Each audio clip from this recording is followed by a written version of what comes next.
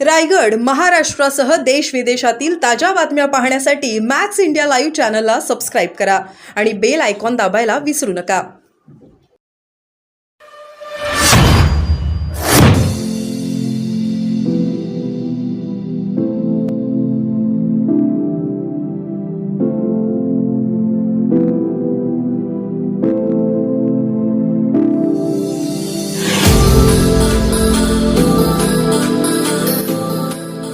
निवडणुकीत महाविकास आघाडीला डॅमेज करण्यासाठी उतरतात असं सुद्धा नाही, कोणाला काय तर्क वितर्क काढायचे काढून देत. माझा इतका प्रामाणिक प्रयत्न आहे की आम्ही नाही उतरायचं काय निवडणुकीत. आम्हाला स्वातंत्र्य नाही का? आम्हाला स्वतः नुसता ए किंवा बीच म्हणजे महाविकास आघाडीत जायचं किंवा महायुतीत जायचं, ही कुठला प्रकार आहे? लोकशाहीत सगळ्यांनी आपलं कर्तृत्व हे सिद्ध करायचं असते किंवा प्रयत्न करायचा असतो. आणि प्रामाणिकपणे आम्ही जर जात असतो त्यांना दुखणं काय? का दुखणं आहे सगळ्यांना? आम्हाला सुद्धा आपलं खऱ्या अर्थाने शिवाजी महाराज, शाहू फुले आंबेडकरांचा महाराष्ट्र घडवायचा आमचा प्रयत्न आहे. आम्हाला खऱ्या अर्थाने प्रस्थापितांच्या विरोधात विस्थापितांची लढाई. विस्थापितांना कोण लढा देणार? विस्थापितांना कोण छत्र देणार?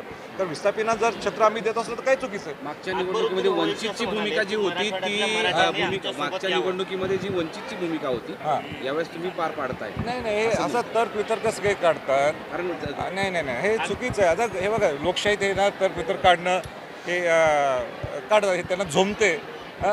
म्हणून त्यांना त्रास होतो. आणि कोणाला झोंबत असेल तो आमचा विषय नाही. आमचा विषय एकच आहे की प्रामाणिकपणाने लोकांच्या पुढं जाणं, प्रामाणिकपणाने आपला उद्दिष्ट सांगणं, प्रामाणिकपणाने विस्थापितांना ताकद देणं.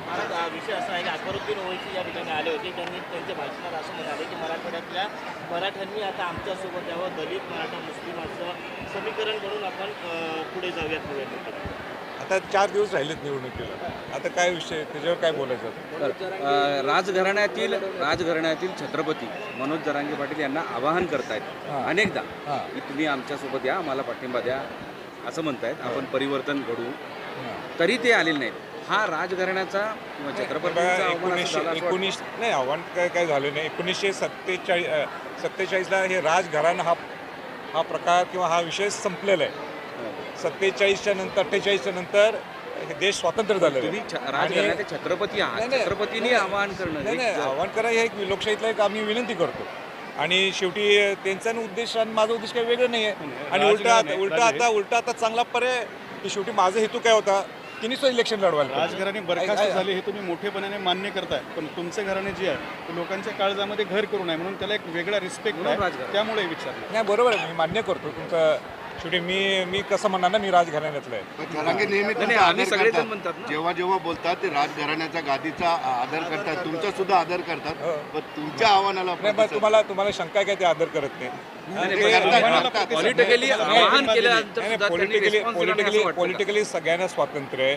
पण मला एकच सांगायचं आहे की त्यांचा उद्दिष्ट आणि माझा उद्दिष्ट आहे. त्यांनी समाजाच्या हिताच्यासाठी त्यांनी काहीतरी निर्णय घेतला असेल, पण मी त्याच्या पलीकडे जाऊन सांगतोय की जाहीरपणाने स्वराज्य पक्ष त्यांची भूमिका मांडते. जाहीरपणाने स्वराज्य पक्ष मराठा समाजाचा असेल, मायक्रो ओबीसीचा विषय असेल, धनगर समाजाचा विषय, आरक्षणाचा विषय असेल, आम्ही जाहीरपणाने म्हणतोय. आता चांगला पर्याय ना. आणि शेवटी तुम्ही विधानसभेच्या पटलावर गेल्याशिवाय तुमचे प्रश्न मार्गी लागू शकत नाहीत. आणि म्हणून माझी महाराष्ट्रामध्ये 30% 40% मराठा या शब्दाभोवतीची इलेक्शन फिरताय. तो मराठा सगळे म्हणतायत की आम्हाला मराठा मदत करेल. आम्हाला तुम्हाला कोणता मराठा मदत करेल असं नाही? आमच्यासाठी मराठा हा पूर्ण सगळ्यात पूर्वीचं जे हे होती, काय म्हणतात त्याला, व्याख्या. मराठा म्हणजे सगळे 18 पगड जात 12 बोलत आहेत. त्या सगळ्यांना घेऊन आपण इलेक्शन लढतोय.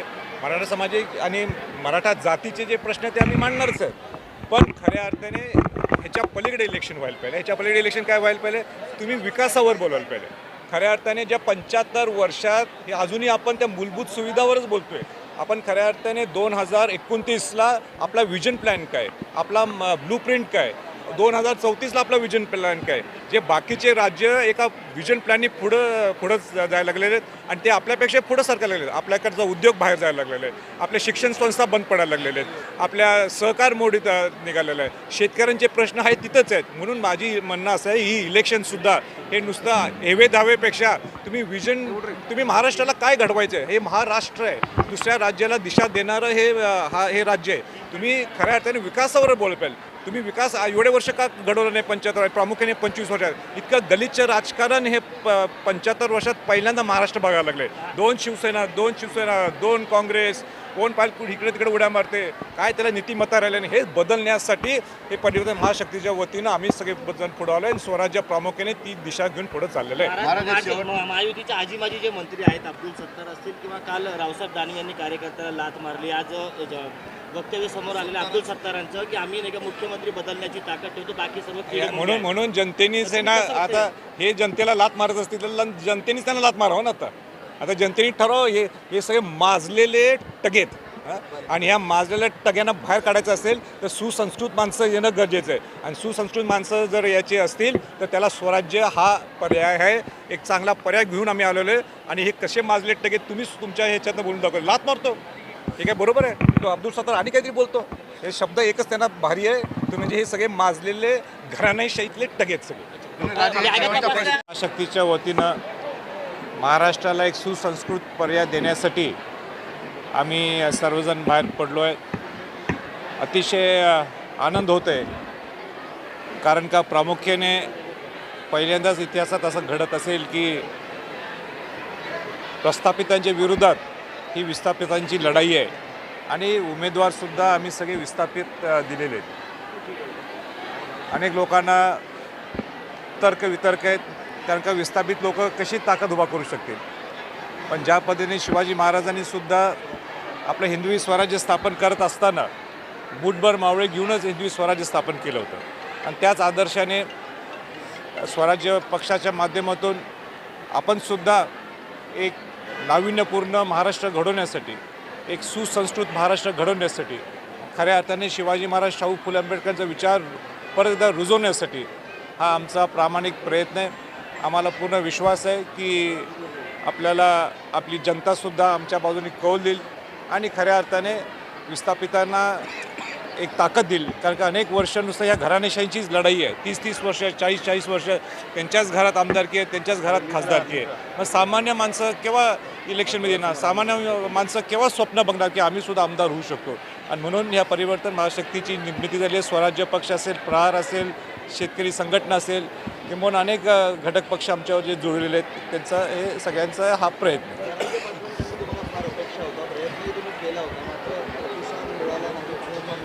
नाही, मनोज जरांगे पाटलांचा आमचा उद्देश एकच आहे. माझा प्रामाणिक हेतू होता की आपण उमेदवार उभे करायला पाहिजे. उमेदवार का उभे करायला पाहिजे, कारण का विधानसभेच्या पटलावर गेल्याशिवाय आपल्या ज्या काही मागण्या असतील ते आपण पुरे करू शकत नाही. आणि म्हणून आज परिवर्तन महाशक्तीच्या वतीनं स्वराज्य हा निश्चित पर्याय सगळ्या लोकांना मिळालेला आहे की ज्या मागण्या मनोज जरांगे पाटलांनी पुढे ठेवल्या असतील, ज्या मागण्या आमच्या स्वराज्याच्या असतील, आज जाहीरपणाने मग ते मराठा समाजाच्या आरक्षणाच्या बाबतीतला विषय असेल, जाहीरपणाने मायक्रो OBCचा विषय जो अडकलेला आहे, जाहीरपणाने तिथं धनगर समाजाच्या आरक्षणाचा विषय असेल, आम्ही स्वराज्य पक्षाच्या माध्यमातून आम्ही पुढं नेहमी माझ्या भाषणातून मी बोलतो. आणि म्हणून एक चांगला पर्याय समाजाला स्वराज्याच्या माध्यमातून आरोप असा आहे, घटक आणि वेगवेगळे पक्ष आहेत, वेगवेगळे घटक आणि वेगवेगळे पक्ष आहेत, पण तुम्ही एकटेच असे आहात की महाराष्ट्रभर फिरताय. बच्चू कडू असतील किंवा शेट्टी असतील, ते आपल्या आपल्या मतदारसंघामध्ये बिझी झालेले आहेत, त्यांना त्यांचा मतदारसंघ सांभाळण्याची गरज वाटत नाही. कसं आहे की ज्या पद्धतीने उमेदवार सगळीकडे उभा केलेले आहेत आणि सगळ्यांना शक्य नाही सगळ्या मतदारसंघात जाणं. आमची जो इच्छा आहे की तिघांनी एकत्र येऊन कुठेतरी एक जॉईंट सभा घ्यावं, पण ते शक्य नाहीत. तेवढी आमच्याकडे रसदसुद्धा नाही आहे. आणि म्हणून आपापल्या परीने जेवढं शक्य होईल तेवढं त्या ठिकाणी आम्ही जायचा प्रयत्न करतो. एकमेकाशी आमचा दररोज संवाद आहे. आज माझ्या बाजूला प्रहारचे उमेदवारसुद्धा इथं आलेले आहेत, प्रहारची सगळी मंडळी इथं आहेत, शेतकरी संघटनेचे लोक आले आहेत. म्हणून जॉईंट एफर्ट आमचा जोरात चालू आहे. निवडणुकीमध्ये तुम्ही सुद्धा उभं राहणं अपेक्षित होतं, मात्र तुम्ही उभे राहिला नाही, त्याचं काय कारण? नाही, एक तर लोकसभेला माझी इच्छा होती, प्रामुख्याने कोल्हापूरमध्ये तिथं अलायन्ससुद्धा होणार होतं काँग्रेसचं आणि स्वराज्याचं, पण तिथं काही कारणास्तव किंबहुना छत्रपती शाहू महाराज उभारल्या म्हणून आम्ही पूर्ण त्याचा पाठिंबा दिला म्हणून तिथं मी उभारलो नाही. मी ज्यावेळी विधानसभेत उभारायचं असते त्यावेळी एक कुठला तरी मतदारसंघ कॉन्सन्ट्रेट करायचा असतो. तो कोल्हापुरात मी तसा केला नव्हता आणि मला मागणी होती मराठवाड्यात आणि प्रामुख्याने मराठवाड्यात आणि खानदेशमध्ये की तिथं या राजी तिथं तुम्हाला काय कॉन्सन्ट्रेशनची काही गरज नाही आहे. पण मला असं वाटलं की आपण एका मतदारसंघात जर अडकलो तर मग पूर्ण महाराष्ट्रात फिरता येणार नाही आणि म्हणून मी शेवटच्या टप्प्यात म्हटलं त्याच्यापेक्षा आपण महाराष्ट्र फिरू, सगळ्यांना ताकद देण्यासाठी पूर्ण प्रयत्न करू. दुसरा, जरांगे पाटलांनी महाविकास आघाडीचा फायदा झाला किंवा त्यांच्यावर आरोप होतो की महाविकास आघाडीला फायदा करून देण्यासाठी ते इलेक्शनमध्ये उभे राहिले नाहीत, याकडे कसं बघतात? नाही, आता त्यांनी एका विशिष्ट विचार करूनच तो समाजासाठी तो निर्णय घेतला असेल की समाजाला काय पोषक आहे. आणि ठीक आहे, मागच्या वेळी तो महाविकास आपण असं समजतोय, असं एक तर्क काढला जातो की मागच्या वेळी महाविकास आघाडीला त्याचा फायदा झाला, आत्ताही होण्याची शक्यता असं थोडंसं बोललं जातं, किंबहुना त्याचा नकळत फायदा महायुतीला सुद्धा होईल असं महायुतीचे लोक म्हणतात. पण मला असं म्हणायचं आहे की जे निवडूनसुद्धा आलेले आहेत महाविकास आघाडीतून किंवा महायुतीतून, ह्यांनी त्याच्यानंतर ह्या 6 महिन्यात काय केलं या समाजासाठी? जे मनोज जरांगे पाटलांच्या मागण्यात काहीच नाहीत, उलटं काही बोलतच नाहीत. त्यांचे निवडून आलेले ते नुसतं जाऊन भेट घेऊन येतात त्यांची, याला काही हा पर्याय नाही ना. त्याच्यापेक्षा स्वराज्य हा पक्ष हा जाहीरपणाने ही भूमिका मांडत आहे, एक वेगळा पर्याय देत आहे. मराठा समाजाला सुद्धा एक त्यांच्या मराठा समाजाला त्यांचा आरक्षणाचे जे विषय असतील जाहीरपणाने आम्ही बोलतो.